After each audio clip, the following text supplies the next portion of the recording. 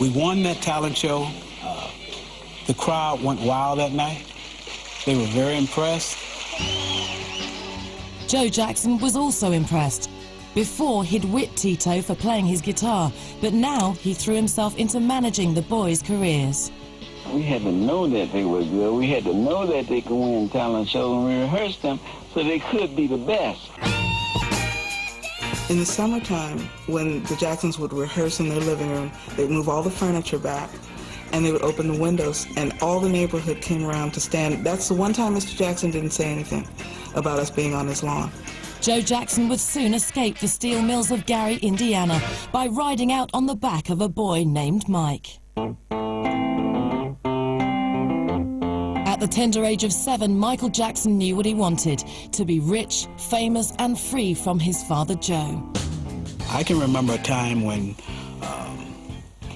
we were practicing, and I can't remember exactly what was being said, but Michael's response was, "This group will be nothing without me." Here is a kid, 7 years old, but the ironic part about it is that he probably was correct.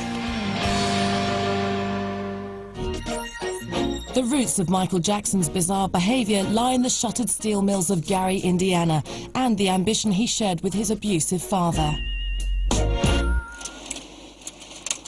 In 1967, Joe Jackson wanted to get out of Gary, and 9-year-old Mike wanted to make the beating stop. Joseph was, chasing him around the room saying, the choreography goes that way. And Joseph would throw his shoe at him or something, and Michael would say, don't, if you ever throw anything at me again, I'll never sing again, another note. So don't push me. The combination of Michael's 9-year-old ego and Joe's attacks on his son's self-esteem was explosive. Little Mike quickly became the hardest working kid in show business. Michael, as a child, would always make one more spin. He would run all the way to the edge of the stage, slide, stop, and just do things that were cutting edge and risky almost. Even at 5 or 6 years old, he had really been studying Jackie Wilson. He had been studying James Brown. But not only would he move his feet like James Brown, but he'd keep on moving, and he'd keep on moving. He'd move, and you'd almost have to say, "That's enough, Mike." He wouldn't stop. He just kept dancing. Joe Jackson stripped Michael of things most kids take for granted.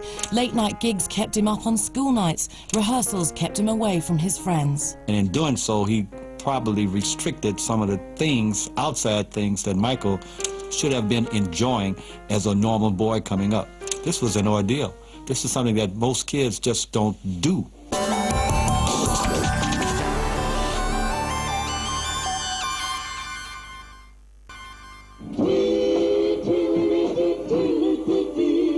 He pushed them, and he pushed them hard. LaToya would tell us that her brothers had performed either downtown Gary or in Chicago or somewhere the night before, and that they were really tired and they had driven all night. I mean, we woke up singing, we went to bed singing, we rehearsed all during the day. Joe Jackson's master plan was to get Mike as much exposure as he could, wherever he could. He booked his boys at seedy bars and strip clubs from Detroit to Chicago. I don't know how they allowed 5 underage boys to perform in a place that served liquor and had strippers. I thought it was bizarre, but apparently Mr. Jackson was so intent on getting his boys heard, he took any gig that they were offered. Young Michael's show business education began with an age-old lesson: sex sells. Michael was performing at a club, and he walked right to the edge of the stage, looked right at a young lady in the audience, and started singing this romantic love song. And this young lady just really didn't know how to take it. Couldn't believe that this voice and these lyrics were coming from a child. And he realized at a very early age that if he really wanted to please adults, you had to sort of appeal to their prurient side. But for Michael, a devout Jehovah's Witness, a conflict was brewing between doing what his father wanted and what his mother told him was God's will. Sex, ambition, and music were works of the devil, and Mike was wallowing in all three. Jehovah's Witnesses have put forth many directives when it comes to music. If there's any reference to sex, anything that conflicts with their belief, that opens them up to Satan. While the devil's music troubled Michael's soul, it caught the ear of Motown's Berry Gordy. In 1969, the Jacksons traded the grey of Gary for the sunshine of LA, thrusting 11-year-old Mike on a stage bigger than any he'd been on before.